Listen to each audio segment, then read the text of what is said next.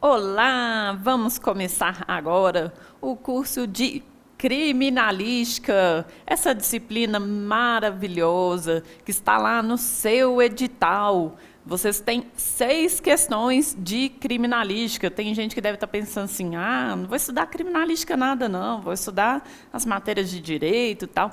Tem que estudar sim, gente. 6 questões. É muita coisa em um concurso, cada pontinho faz muita diferença. Então, presta atenção na aula, anota o que eu falar que é importante, estude, porque estes pontos vão garantir aí o seu sucesso, a sua aprovação. Eu já estou te vendo lá no seu gabinete, lá sentado, com o seu nome escrito lá na porta, delegado fulano de tal. Então, presta atenção, gente, porque como eu disse, cada pontinho é muito importante em um concurso. Então vamos lá, futuros delegados da PC Amazonas. Vamos estudar criminalística. Vocês têm lá no edital o conteúdo de criminalística. Vou passar bem rapidamente para a gente dar uma analisada do que a gente vai estudar aqui no nosso curso. Vamos lá, para depois o slide. Nós temos aqui noções de criminalística lá como conteúdo programático de criminalística. Um dos tópicos lá está escrito isso. Pode voltar para mim? Pessoal, esse edital, esse conteúdo programático, ele é o mais vago possível, porque noções de criminalística é tudo, praticamente tudo sobre criminalística. Não tem como aqui a gente estudar tudo sobre criminalística. O que a gente vai estudar aqui são os principais tópicos, o que está cobrando aqui, mais especificamente ali, a gente vai voltar no edital para analisar os pontos, mas essa parte aí, noções de criminalística, normalmente nos concursos tem lá o conteúdo lá, noções de criminalística, e aí eles vão desmembrando, tais tópicos, tal. E lá não, colocou isso daí como noções de criminalística. E esse conteúdo programático é o mesmo, idêntico, Ctrl+C, Ctrl+V, do concurso que teve do Rio Grande do Norte. Então, pelo que foi cobrado lá no Rio Grande do Norte, a gente já tem uma noção a respeito de, talvez, como que vai ser esse concurso aqui, PC Amazonas. A gente vai ter uma aula só de exercício, que eu vou trazer algumas questões lá do Rio Grande do Norte para a gente analisar como que o conteúdo foi cobrado. Vamos voltar, então, no edital. Nós temos também definições de criminalística, os objetivos, as áreas de atuação da criminalística, o conceito de criminalística. Pode passar? Pode passar o slide? Aliás, eu que tenho que passar, né? Oh, meu Deus, desculpa. Prova, conceito e objeto da prova, o tipo de prova, prova confessional, prova testemunhal, prova documental e prova pericial.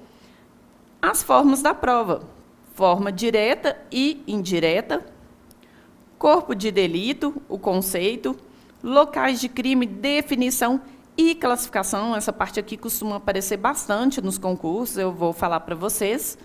Preservação de local de crime, vestígios e indícios encontrados nos locais de crime e modalidades de perícias criminais. Pode voltar para mim?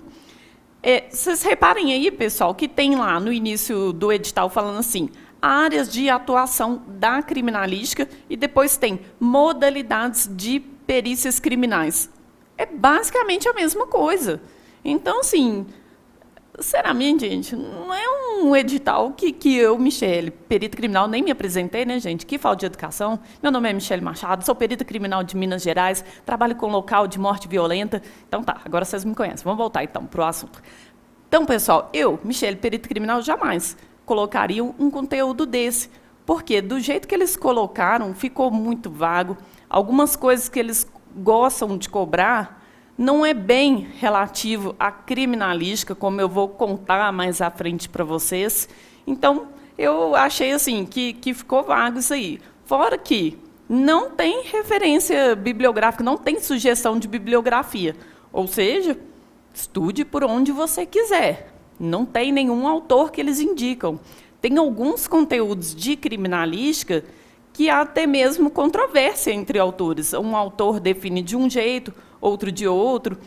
Se vocês pegarem livros para estudar, vocês vão ver aí a parte de classificação, principalmente de local de crime. Tem autor que classifica de um jeito, tem autor que classifica de outro.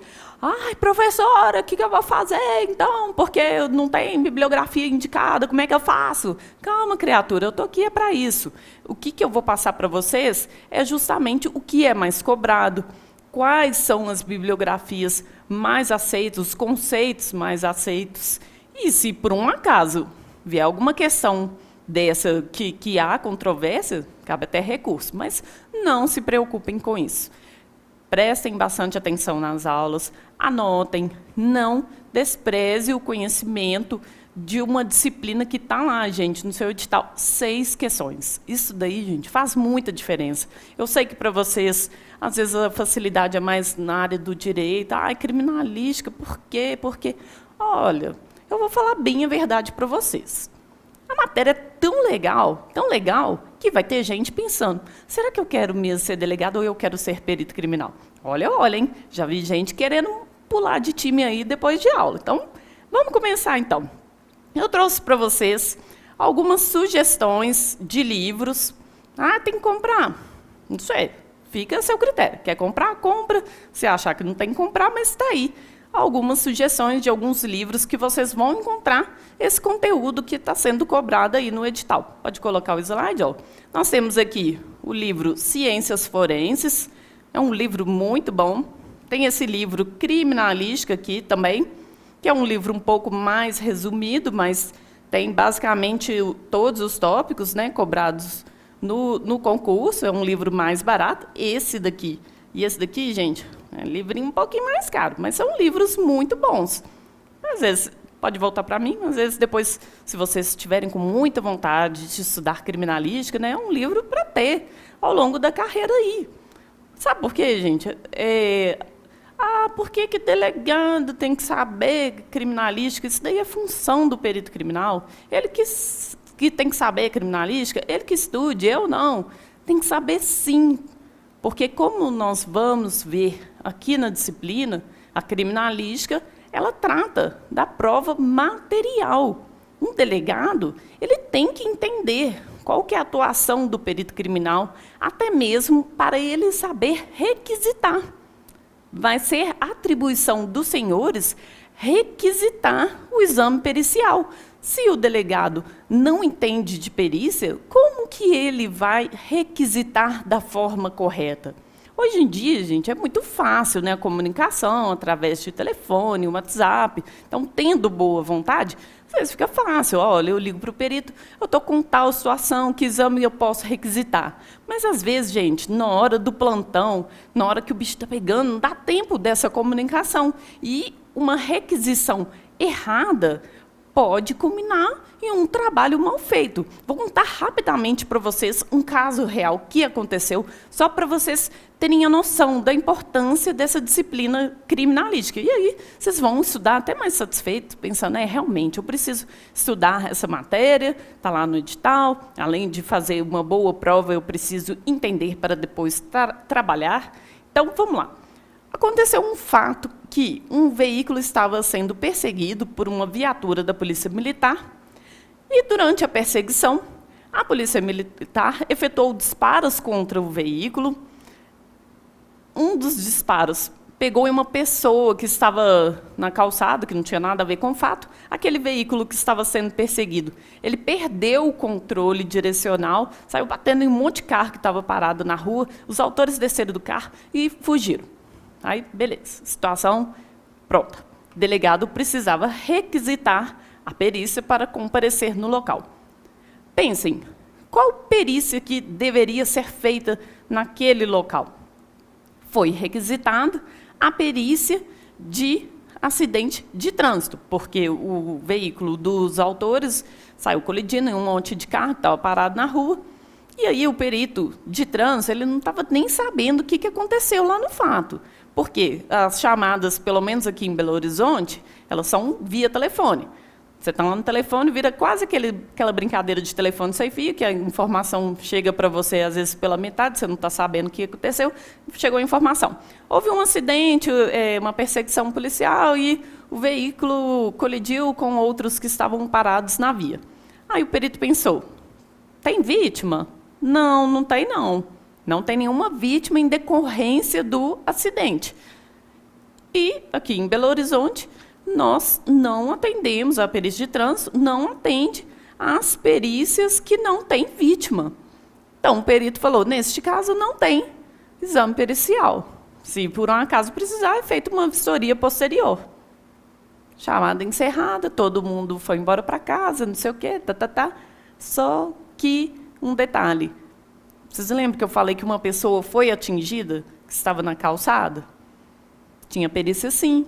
Tinha uma perícia de crimes contra a vida, que uma pessoa foi baleada lá no local. O delegado não fez a requisição de forma correta. Ele tinha que ter requisitado as duas perícias, a perícia de trânsito e a perícia de crimes contra a vida. Em alguns locais, por exemplo, no interior de Minas Gerais, o perito ele faz todos os tipos de perícia. Então, bastava acionar a perícia, que é ótimo. Ele faz todos os tipos de perícia, chega lá, ele olha o que ele tem que requisitar. Mas, para os locais que existe perícia especializada, tem que saber qual que é a perícia mais importante que eu estou precisando ali, ou, se for o caso, aciona as duas, e que os peritos decidam qual que vai efetuar o exame pericial, ou que os dois façam. Então, vocês conseguiram entender a importância de saber requisitar? Nem sempre o delegado vai comparecer ao local de crime. Para falar bem a verdade, a maioria dos casos o delegado não comparece, porque o volume de serviço é muito grande, ele não consegue ir ao local de crime. Então, ele precisa entender, pedir o histórico lá daquela ocorrência para fazer a requisição de forma correta. E até mesmo, se for uma vistoria posterior, passar um histórico ali para o perito criminal, falando, olha, aquele caso aconteceu isso, eu preciso de tal exame, tem que saber requisitar, ok? Então, vamos começar, vamos falar de criminalística, essa matéria que é muito legal, gente. Vamos começar falando a respeito do histórico da criminalística, como que a criminalística surgiu. Pode colocar o slide. Já na época do imperador César, nós já tínhamos relatos de exame de local de crime. Olha que coisa fantástica. Meu Deus, na época do imperador César já tinha exame pericial. Pode voltar para mim? Não era bem um exame pericial, né? Mas teve um fato lá nas dependências, né? Humilde dependência lá do imperador César, que um funcionário dele matou a mulher. Então, ele mesmo já começou ali uma investigação do que podia ter acontecido ali naquele fato. Então, a gente já tem relatos bem antigos. Só que, obviamente, que não havia o conhecimento como a gente tem hoje. Pode colocar o slide. Em 1560, a gente tem relatos do médico Ambroise Paré sobre ferimentos produzidos por arma de fogo. Então, naquela época, gente, o médico ele já fazia relatos relativos a crime. Ele examinava, às vezes, o cadáver, ou pessoas que foram ao hospital com algum ferimento em decorrência de crime. Então, daí, já começou-se a estudar a respeito aí dos crimes. Só que percebeu-se que, pode colocar o slide, a medicina legal, ela estudava os ferimentos, os corpos, só que o crime, ele era muito mais que isso. O crime, ele tem assim, uma gama imensa de vestígios presentes no local. Imaginem vocês, um local de crime contra o patrimônio, a gente tem aqui, ó, várias roupas espalhadas pela casa, vestígios de impressão digital. Um crime de homicídio, além do corpo, a gente vai ter a faca, as manchas de sangue. Então, por isso, eles entenderam que não bastava apenas o exame da medicina legal. Aquela análise do crime, ela tinha que ir além. E daí surgiu, gente, o quê? A criminalística, essa matéria que vocês estão vendo agora. Então, o que é a criminalística, gente? A criminalística moderna, ela foi estruturada a partir do livro Sistema de Criminalística, do juiz Hans Gross. Ele é considerado o pai da criminalística, na data de 1893. Então, é uma ciência até relativamente antiga. E aí, gente, a criminalística, então, é uma ciência que vai utilizar os conhecimentos da física, química, biologia, matemática, toxicologia, dos diversos conhecimentos para quê? Para fazer a análise e interpretação dos vestígios materiais encontrados em local de crime. Então, a gente tem lá no edital, né, perguntando a respeito do conceito de criminalística. Nós temos diversos conceitos aí nos livros, mas que basicamente vão trazer a mesma definição, a mesma ideia do que é a criminalística. Vejamos, a criminalística é uma disciplina autônoma, integrada pelos diferentes ramos do conhecimento técnico-científico, auxiliar e informativa das atividades policiais e judiciárias de investigação criminal, tendo por objetivo o estudo dos vestígios materiais extrínsecos à pessoa física, no que tiver de útil à elucidação e à prova das infrações penais, e ainda a identificação dos autores respectivos. Uma definição do professor Heraldo Rabelo. Reparem aí que eu coloquei em destaque algumas palavras. E não foi à toa, não. É para vocês guardarem, tá? Pode colocar, voltar para mim. É nessa hora que você vai pegar a sua caneta e vai grifar, anotar. É importante, tá? Eu sei que você adora comprar que é um monte de canetinha colorida, que é a coisa mais cafona que fica o caderno. Depois, mentira, fica bonito. Eu sei que você gosta, não tem problema não, mas aí você pega que é um monte de canetinha colorida e começa a marcar lá. Aí vira, aqui é carnaval o caderno, mas se entender o que é importante, tá bom. Mas vamos lá. Disciplina autônoma. Guarde essa palavra, gente. Tem algumas palavras aí que é importante você guardar para entender o que é a criminalística. Está em destaque também diferentes ramos do conhecimento. Como eu disse para vocês, a criminalística ela vai utilizar os conhecimentos da física, da química, da biologia, da matemática, das diversas ciências para entender como que ocorreu aquele crime. Estudo dos vestígios materiais extrínsecos.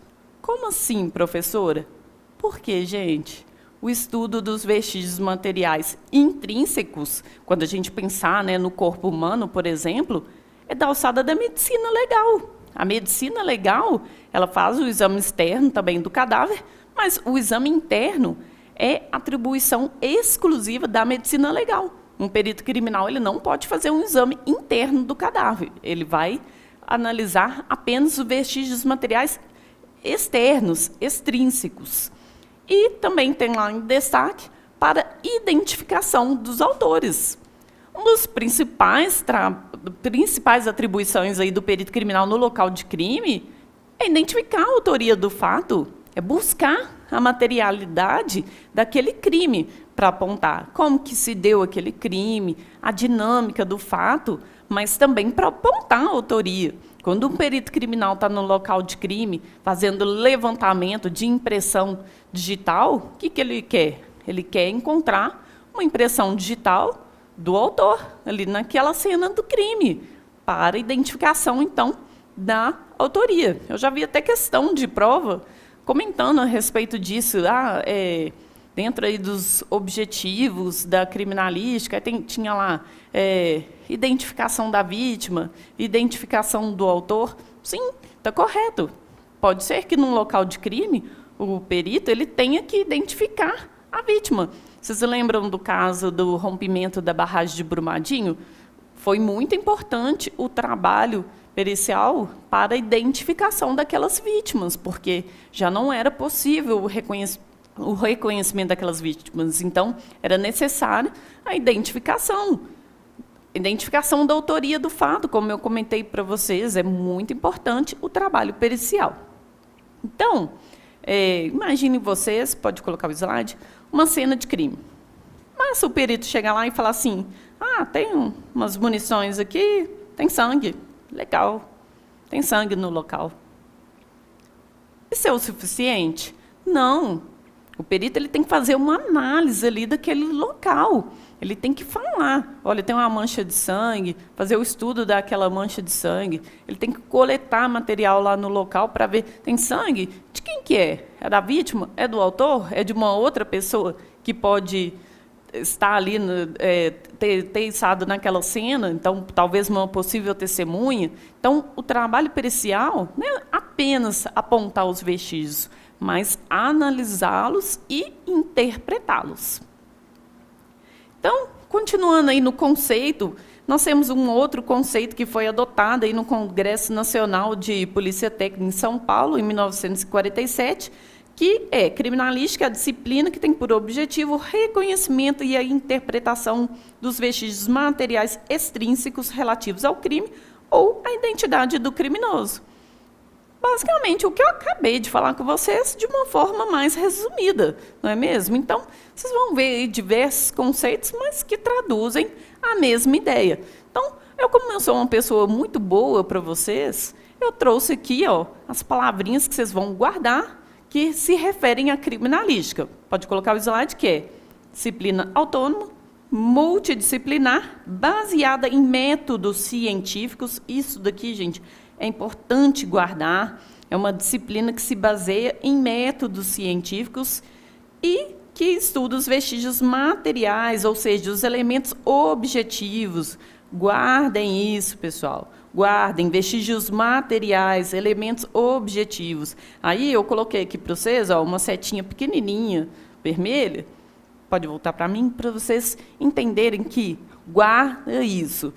Está lendo material lá, viu essa seta vermelha? Ou está acompanhando a aula, saiba, é para guardar, é para anotar, porque isso daí tem chance de ser cobrado, já apareceu muito nos concursos. Então, olha que mãe para vocês, né, gente? Ainda marca o que é importante para a pessoa decorar. Me erra isso na prova, não, pelo amor de Deus. Então, vamos continuar. Vamos falar a respeito agora dos princípios fundamentais da criminalística, que é o princípio da observação, da análise, da interpretação, da descrição e da documentação da prova. Aí tem uma setinha vermelha de novo. Aí vocês vão começar a falar assim, não, tem setinha vermelha toda hora, então tem que guardar tudo. Para de reclamar e vai estudar. Bota a bunda na cadeira e estuda, tá? Senão você não vai passar, não. Reclama menos, estuda mais, tá? Toda hora que começar a pensar em reclamar, aí ocupa o tempo estudando, que aí reclama menos. Brincando, gente, não vai ter setinha vermelha toda hora. O que eu estou marcando para vocês, gente, é porque realmente aparece com maior frequência aí nas provas de concurso. Ah, professora, mas caiu uma questão lá na prova que não tinha setinha sua, não. Ô, me ajuda aí, né? Eu já estou dando essa colher de chá para você. Falando o que é importante. É para você decorar. Agora, se cai uma coisa além, eu não tenho bola de cristal também, não. Mas, pessoal, o que eu estou marcando aqui é coisa assim que toda hora aparece nas provas de concurso. Eu vou falar mais a respeito depois da prova de vocês, o meu palpite, o que eu acho que tem mais chance de cair, mas depois. Depois a gente fala mais a respeito disso. Vamos, então, ver os princípios fundamentais da criminalística. O primeiro princípio é o princípio da observação, também conhecido como princípio de Edmund Locard, que é... Pode voltar para mim, que eu quero falar, olhando para a câmera. Todo contato deixa uma marca. Uau, que isso, professora? Isso é fantástico, esse princípio é muito legal. Não é, gente? Para e pensa para vocês verem. Por que não tem crime perfeito? Por quê? Todo contato deixa uma marca. Ah, mas aí é só usar luva. Infelizmente, aliás, felizmente, a maioria dos crimes aí, eu acho que o autor não pensa muito nisso, não. Mas tudo, gente, que nós vamos fazer, fica uma marca. E aí que a criminalística entra. Se eu estou aqui nessa sala, pega esse copo para tomar uma água, pressão digital. Aí não, eu vou cometer um crime, eu vou usar luva, que aí eu posso pegar no que eu quiser e não vou deixar minha impressão digital. Só que aí eu vou lá, meto a boca no negócio, deixa o quê? Na saliva, todo contato deixa uma marca. Então, esse é o princípio de Locard, também conhecido como princípio da observação. Reparem para vocês verem nessas fotos. Por exemplo, um local de crime, às vezes o autor usou luva, mas ele pode deixar uma pegada. Alguém resolve morder o coleguinha, não pode fazer isso não, mas fica a marca ali do dente. Pega uma latinha, está lá a marca da impressão digital. Então, esse é o princípio de Locard, ou o princípio da observação. O princípio de Locard, gente, ele tem também um chamado triângulo dos vestígios, que seria o quê? Nós temos, no local de crime, uma interação entre suspeito com o local, vítima, entre suspeito e vítima em local de crime. Então, esse triângulo aqui dos vestígios, ele fala justamente isso, que nós temos essa interação no local de crime. Por isso que nós vamos ter os vestígios no local, produzidos não somente pelo autor, como pela vítima também. Imaginem vocês que eu sou uma vítima de uma tentativa de homicídio, alguém dá uma facada aqui no meu braço, nas minhas costas, aí eu, desesperada, saio correndo, sangrando. Eu sou a vítima. E eu estou produzindo vestígio, eu estou deixando ali as marcas de sangue. Pelo amor de Deus, gente. Eu nem pensar numa coisa dessa. Fica dando esses exemplos, credo, né? Pelo amor de Deus. Não, então, vamos voltar para a matéria. Próximo princípio, princípio da análise. A análise pericial deve sempre seguir o método científico e tem que utilizar uma metodologia reprodutível. É o que eu falei para vocês, vocês lembram? Disciplina autônoma, baseada nos métodos científicos. Isso daí é fundamental para a criminalística, porque não tem como você fazer um exame. Faz esse exame aí desse jeito que tá bom. Ele tem que seguir uma metodologia científica.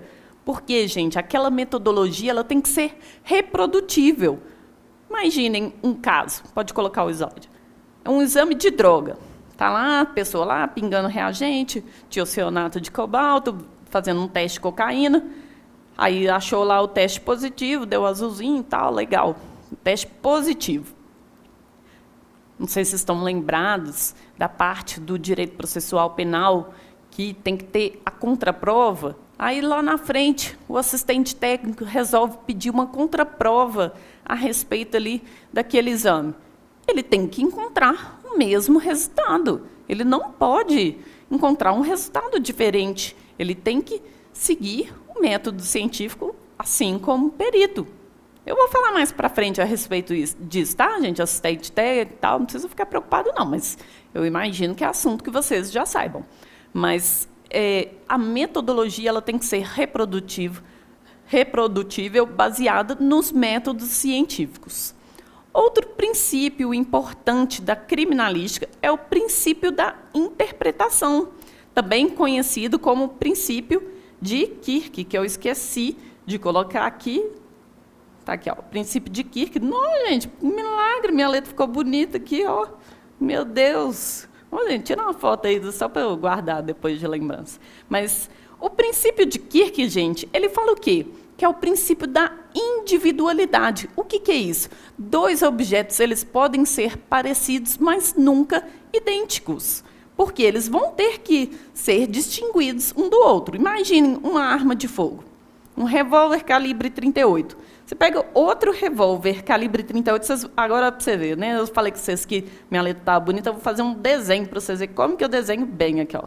Outro revólver calibre 38, tá? Esse aqui é o outro revólver. Eles podem ser parecidos. Tá parecido, não tá, gente? Ó, olha para você ver, muito parecido.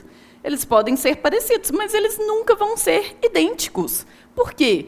Você pode pegar dois revólveres calibre 38 que eles não vão ser idênticos porque um vai ter a numeração de série diferente da outra, ele vai ter um desgaste diferente da outra arma. Então, essa distinção é o que faz o princípio aí da interpretação e o que vai ajudar o perito criminal a falar. Essa que foi a arma utilizada no crime. Então, essa diferenciação de um objeto para outro é que vai auxiliar o perito no trabalho dele.